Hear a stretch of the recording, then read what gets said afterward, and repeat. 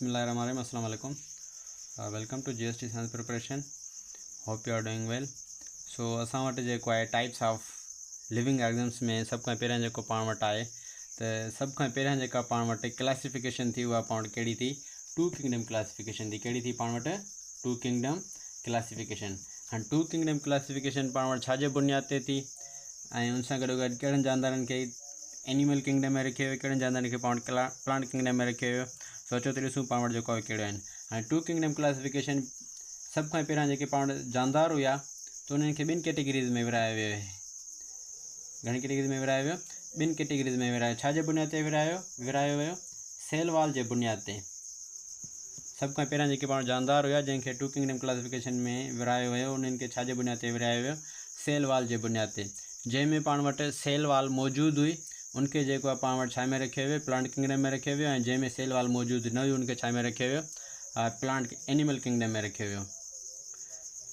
सो two kingdom classification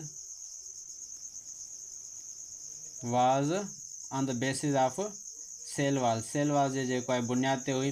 हाणे सब खां पहिरियां जेके पाण वटि टू किंगडम क्लासिफिकेशन हुई उनमें हिकु पाण वटि प्लांट्स हुया जंहिंमें सेल वाल मौजूदु हुई उनखे छा में रखियो वियो? प्लांट में रखियो वियो। जंहिंमें सेल वाल मौजूदु न उनखे छा में रखियो वियो? एनिमल्स में रखियो वियो। हाणे प्लांट्स में जेके पाण वटि ॿियो उन सां गॾु गॾु सेल वाल खां अलावा जेको आहे पाण वटि छाजे बुनियाद ते रखियो वियो? त ॿियूं जेके ख़ासियतूं उन्हनि में ॾिठी वियूं। हिकु त पाण वटि लोकोमोशन पाण वटि एनिमल्स में जेको आहे छा हुई? प्रेजेंट हुई। ऐं उन सां गॾु गॾु प्लांट्स में लोकोमोशन छा हुई? पाण वटि एब्सेंट हुई। लोकोमोशन पाण चवंदा आहियूं movement from one place to another place. So locomotion पाण वटि प्लांट्स में न हुई, एनिमल्स में लोकोमोशन हुई। उन सां गॾु गॾु पाण वटि रेस्पॉन्स टू एक्सटर्नल स्टिमुलाई। त एक्सटर्नल स्टिमुलाई में पाण वटि जेको रेस्पॉन्स हुयो उहो पाण वटि प्लांट्स में पाण वटि छा हुयो? स्लो हुयो। ऐं हीअ जेके पाण एनिमल्स हुया उन्हनि में पाण वटि जेकॾहिं का बि एक्सटर्नल स्टिमुलाई अचे पई त उनखे उनजो जेको रेस्पॉन्स हुयो एनिमल्स जो पाण वटि छा हुयो? फास्ट हुयो। ऐं उन सां गॾु प्लांट्स पाण वटि छाजे ॿियो छा हुयो? उन्हनि में कहिड़ी ख़ासियत हुई? हिकु त plants do not eat. Plants पाण वटि जेको आहे का बि शइ खाइनि न पिया। मोड ऑफ न्यूट्रिशन जेकॾहिं पाण ॾिसूं त प्लांट्स का बि शइ न खाइनि पिया। मोड ऑफ न्यूट्रिशन में जेकॾहिं पाण एनिमल्स खे ॾिसूं त उहे छा करनि पिया? खाइनि पिया। मीन्स कंहिं ॿिए ते भाड़नि पिया। ऐं जेके पाण प्लांट्स हुआ उहे का बि शइ न खाइनि पिया, उहे पंहिंजो खाधो पाण तयारु करनि पिया। ऐं उन सां गॾु पाण वटि कंडक्टाइल एंड कंट्रेक्टाइल सिस्टम पाण वटि जेको प्लांट्स हुआ उन्हनि में छा हुयो? पाण वटि एब्सेंट हुयो। ऐं उन सां गॾु पाण वटि जेके एनिमल्स आहिनि उन्हनि में पाण वटि छा हुयो? प्रेजेंट हुयो। ऐं उन सां गॾु सेल वाल जी पाण खे ख़बर आहे त सेल वाल पाण वटि प्लांट में त जेको आहे प्रेजेंट हुई, पर एनिमल सेल में पाण वटि सेल वाल छा हुई? एब्सेंट हुई। सो टू किंगडम क्लासिफिकेशन में जेके पाण वटि bacteria, algae, fungi, bryophyte, pteridophytes, gymnosperm and angiosperm, हीअ जेके बि पाण वटि प्लांट्स आहिनि, हीअ जेके बि पाण वटि जानदार आहिनि उन्हनि खे जेको आहे छा में रखियो वियो? प्लांट किंगडम में रखियो वियो। ऐं उन सां गॾु पाण वटि इनवर्टिब्रेट ऐं उन सां गॾु गॾु वर्टिब्रेट ऐं वर्टिब्रेट जेके बि जानदार हुआ उन्हनि खे छा में रखियो वियो? पाण वटि एनिमल्स में रखियो वियो। सो हीअ पाण वटि छा हुई? टू किंगडम क्लासिफिकेशन हुई जेका छाजे बुनियाद ते थी? सेल वाल जे बुनियाद ते थी। ऐं उन सां गॾु ॿियूं उन में जेके पाण वटि ख़ासियतूं ॾिठियूं हुयूं कहिड़ियूं हुयूं? लोकोमोशन ऐं response to external stimuli. Mode of nutrition जो मतिलबु आहे पाण वटि उहे खाधो कीअं हासिलु करनि पिया? ॿिए ते भाड़नि पिया या पंहिंजो खाधो पाण ठाहिनि पिया। सो उनमें पाण वटि ॾिठो प्लांट्स पाण वटि जेको आहे उहे पंहिंजो उहो खाधो न खाइनि पिया, उहे पंहिंजो खाधो पाण तयारु करनि पिया। पर जेके एनिमल्स हुआ उहे पाण वटि छा करनि पिया? उहे पाण वटि जेको आहे डिपेंडेंट हुआ कंहिं ॿिए ते भाड़नि पिया। सो हीअ पाण वटि जेको आहे टू किंगडम क्लासिफिकेशन हिन में पाण वटि जेको MCQs कहिड़े टाइप जो पाण ठही सघे थो? त हिकु त पाण वटि two kingdom classification was classified on the basis of छाजे बुनियाद ते जेको आहे रखियो वियो? उते पाण वटि जेको आहे डिफरेंट ऑप्शन थी सघनि था। सेल वाल जे बुनियाद ते, सेल मेम्ब्रेन जे बुनियाद ते, ऐं उन सां गॾु पाण वटि सेल साइज़ जे बुनियाद ते, या वरी पाण वटि जेको आहे वार्म ब्लडेड या कोल्ड ब्लडेड जे बुनियाद ते। सो पाण वटि जेके टू किंगडम क्लासिफिकेशन हुई उनमें जेके पाण वटि जानदार हुआ उन्हनि खे छाजे बुनियाद ते जेको आहे कैटेगराइज़ कयो वियो? सेल वाल जे बुनियाद ते। मोस्टली पाण वटि छाजे बुनियाद ते रखियो वियो? सेल वाल जे बुनियाद ते। ऐं उन सां गॾु पाण वटि मोड ऑफ न्यूट्रिशन जे बुनियाद ते। So hope you like this video. If you like this video, please subscribe our YouTube channel.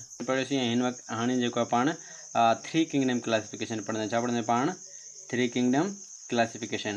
So 3 kingdom classification मतलब आहे त हिन धरती ते जेके बि जानदार मौजूदु हुआ उन्हनि खे घणनि कैटेगरीज़ में विरायो वियो, टोटल 3 कैटेगरीज़ में विरायो वियो।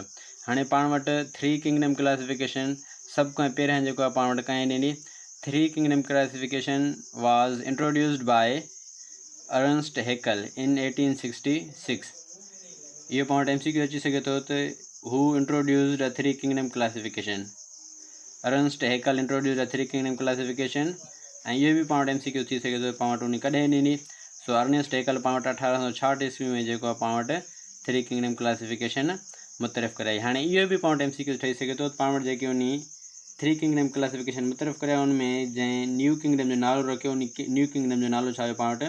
सो new kingdom named as Protista. उन न्यू किंगडम खे नालो कहिड़ो ॾिनो वियो, प्रोटेस्टा ॾिनो वियो। कहिड़ो ॾिनो वियो पाण उनखे, प्रोटेस्टा ॾिनो वियो। To accommodate the organisms exhibiting characteristics either common to both plants and animals or unique to their own, such as Euglena bacteria, were also placed under this kingdom. हाणे पाण वटि 3rd किंगडम क्लासिफिकेशन पाण वटि छाजे बुनियाद ते रखी वई त मथे पाण पढ़ियोसीं त पाण वटि जेकी 2 किंगडम क्लासिफिकेशन आहे उहा सेल वाल जे बुनियाद ते हुई। उन सां गॾु मोड ऑफ न्यूट्रिशन जे बुनियाद ते हुई। मीन्स खाधे खाइण जो तरीक़ेकार छा आहे उनजे बुनियाद ते, ऐं उन सां गॾु पाण वटि सेल वाल जे बुनियाद ते। पर अॻिते हली जॾहिं पाण वटि रिसर्च कई वई त उनमें वरी पाण खे ख़बर पई त कुझु जानदार पाण वटि अहिड़ा आहिनि जेके पाण वटि हिननि ॿिन्हिनि खां मुख़्तलिफ़ आहिनि, जेके हिन ॿिन्हिनि खां पाण वटि मुख़्तलिफ़ आहिनि।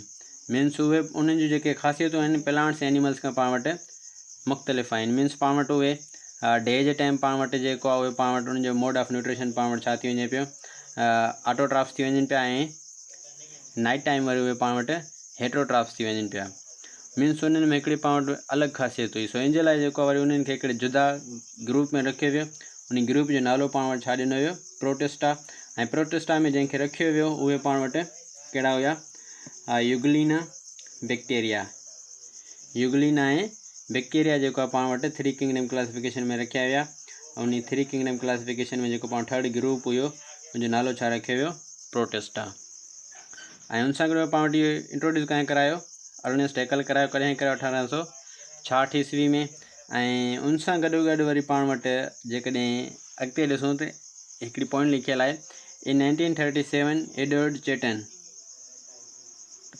In 1937 Edward Chatton cleared the concept of prokaryote and eukaryote to describe the cellular characteristics of organisms। पाण वटि 1937 ईस्वी में जेको आहे पाण वटि एडवर्ड चेटन जंहिं पाण खे जेको आहे प्रोकैरियोट ऐं यूकैरियोट जेके पाण वटि जानदार आहिनि उन्हनि जो जेको आहे पाण वटि कॉन्सेप्ट क्लियर करायो। सो प्रोकैरियोट ऐं उन सां गॾु गॾु यूकैरियोट। प्रोकैरियोटिक पाण छा खे चवंदा आहियूं, या प्रोकैरियोट्स पाण छा खे चवंदा आहियूं, ऐं यूकैरियोट पाण छा खे चवंदा आहियूं।